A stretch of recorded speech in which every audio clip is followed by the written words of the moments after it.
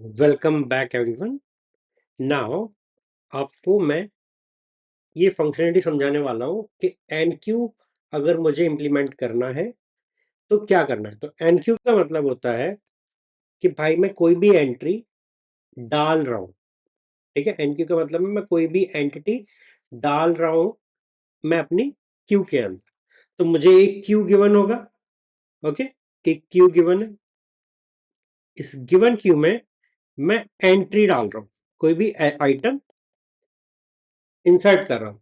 Okay, now आपको ये समझना होगा कि मैं कब डाल पाऊंगा, जब मेरे पास में कोई भी स्पेस वेकेंट होगा। ओके, तो कोई भी स्पेस वेकेंट होगा। आप ये समझो यहाँ पे फ्रंट है, ये रियर है।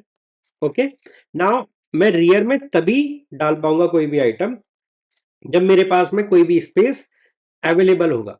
तो अगर मैं इसका फंक्शन इंप्लीमेंट करने जा रहा हूं जहां पे मुझे दे रखा है क्यू, ओके, जो कि एक एरे के द्वारा इंप्लीमेंटेड है, फ्रंट का पॉइंटर, रियर पॉइंटर और वो आइटम जो हमें इंसर्ट करना है, तो सबसे पहले आपको कुछ कंडीशन चेक करनी पड़ेंगी। पहला ये देख लो क्या मेरे पास अवेलेबल जगह है डालने के लिए एलिमेंट को। अगर है तो मैं आगे बढ़ूंगा, नहीं है तो नहीं डालूंगा। तो first is check for available space. And ये कैसे देखेंगे? ये तब देखते हैं कि अगर मेरा जो क्यू है वो फुल है। ठीक है, दैट मीन्स अगर मेरा फ्रंट अभी 0 को पॉइंट कर रहा है और रियर, अगर मैं लीनियर के बारे में समझू, ठीक है, लीनियर क्यू अगर मैं इंप्लीमेंट कर रहा हूं तो रियर मेरा लेंथ से जस्ट एक लास्ट को इंप्लीमेंट कर रहा है। तो ऐसे मान लो ये मेरा है, फ्रंट अभी इसी को पॉइंट कर रहा है एंड रियर मेरा इसको पॉइंट कर चुका है। मैं यहाँ पे एलिमेंट भर चुका हूं। तो दैट मीन्स अभी मेरे पास में कोई स्पेस अवेलेबल नहीं है। या तो ये कंडीशन हो, या फिर और अगर मैं सर्कुलर इंप्लीमेंट कर रहा हूं तो देखो सर्कुलर में क्या होगा। अगर मेरा फ्रंट इसको पॉइंट कर रहा है तो घूम के मेरा रियर इसको पॉइंट कर सकता है। राइट, अगर ये फ्रंट है तो ये लास्ट में यहां पे मेरा रियर हो सकता है। तो सेकंड जो कंडीशन है दैट इज, जो मेरा फ्रंट है वो इक्वल इक्वल है रियर प्लस 1 के। राइट, अगर ये दोनों कंडीशन मेरी आ जाती हैं सो आई वुड से कि मेरे पास में कोई जगह अवेलेबल नहीं है जहां पे मैं आइटम को रख पाऊंगा। So I will raise a error saying कि भाई मैं ओवरफ्लो कर गया, मैं ओवरफ्लो कर गया, और मैं फिर एग्जिट कर दूंगा क्योंकि भाई मैं कुछ कर ही नहीं पाऊंगा। नाउ सेकंड चीज आती है कि ओके, अब मैं देखता हूं कि मेरे पास में स्पेस अवेलेबल है। तो पहली कंडीशन इज अगर मेरे पास में स्पेस अवेलेबल ही नहीं है। नाउ उसके बाद आ जाते हैं क्या मेरे पास में स्पेस अवेलेबल है।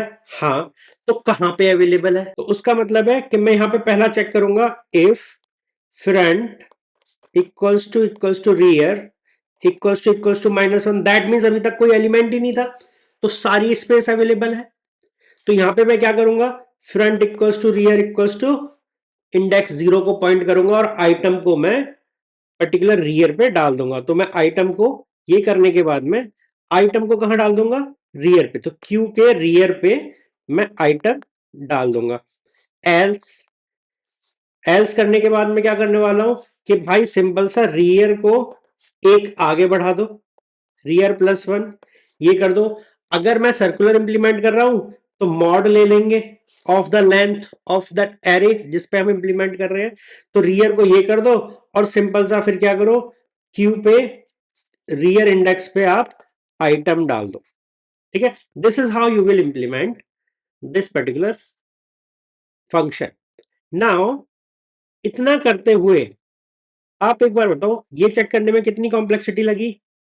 सिंगल, ये चेक करने में 1, ये चेक करने में 1। तो यहां पे जो टाइम कॉम्प्लेक्सिटी है of insertion, okay, that is order of 1 और आई वुड से कांस्टेंट।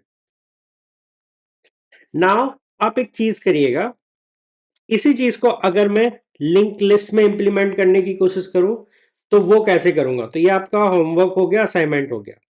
अगर आप ये नहीं भी करना चाहते तो आप एक चीज करिएगा कि आप इसका जो दूसरा फंक्शन है, ठीक है, opposite function is D Q, D Q को इंप्लीमेंट करिएगा जहां पे आपको क्यू गिवन है, फ्रंट पॉइंटर गिवन है और रियर पॉइंटर गिवन है। तो आप देखो क्यू को कैसे इंप्लीमेंट करोगे, आप वो सोच के रखिएगा, इंप्लीमेंट करके देखिएगा। ठीक है, चलिए मिलते हैं नेक्स्ट वीडियो में जहां पे हम आपको डी क्यू फंक्शनलिटी समझा रहे होंगे कि ओके जब मैं कोड करूंगा तो मैं इस पर्टिकुलर फंक्शन को अप्रोच कैसे करने वाला हूं। मिलते हैं नेक्स्ट वीडियो में।